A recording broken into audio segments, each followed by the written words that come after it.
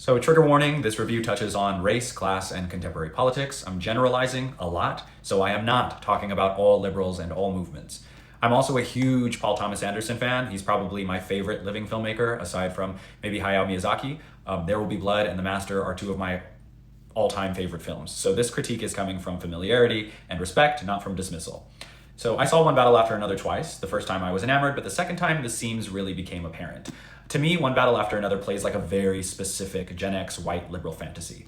The film centers on a middle-aged white Gen X man, dopey but heroic, positioned at the moral and narrative center of multiple liberation struggles.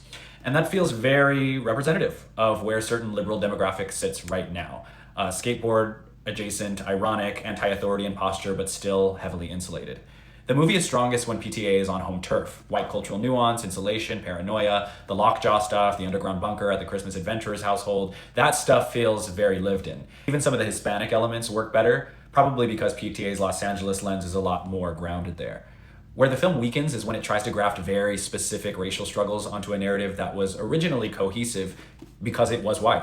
The source material, Vineland, by Thomas Pynchon, makes sense historically. It tracks hippie revolutionaries, the CIA, post-60s paranoia, but updating that to 2025 by superimposing Black Power, Brown Pride iconography felt a little performative.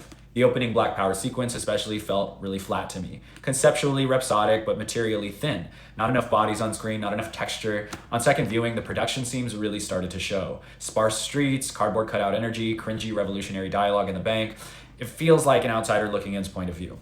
What really clicked for me on the second watch was how closely the film mirrors real-world Gen X liberal behavior, especially in moments like the recent ICE shooting. There's this shock that force could apply to them. People of color kind of know that you can't provoke law enforcement without dire consequences, but this reality is a huge shock to some liberals. And that's the tension the film never quite interrogates. The desire to be the hero of the revolution without the humility that comes from recognizing one's privilege. I understand that PTA renders Leo's character relatively impotent, more liability than leader, but he's still the one who receives moral development, primarily through the father-daughter relationship. Making him the hapless comic center doesn't negate the imbalance, it just softens it. Hollywood celebrating this film as politically exemplary feels telling. It reflects how flattened and whitewashed our political imagination is, and has always been, co-opting radical aesthetics without fully reckoning with the functional bias underneath. I actually think the film would have been a lot stronger, focusing on economic disparity, which is more of a colorblind issue, rather than staging very specific racial struggles through a white lens. I still enjoyed a lot of it. The canyon chase sequences are hypnotic, the comedy lands, the characters and performances are strong, but ultimately the film feels like a snapshot of this moment, where the loudest voices are getting the most attention, and those voices are often coming from a place of entitlement.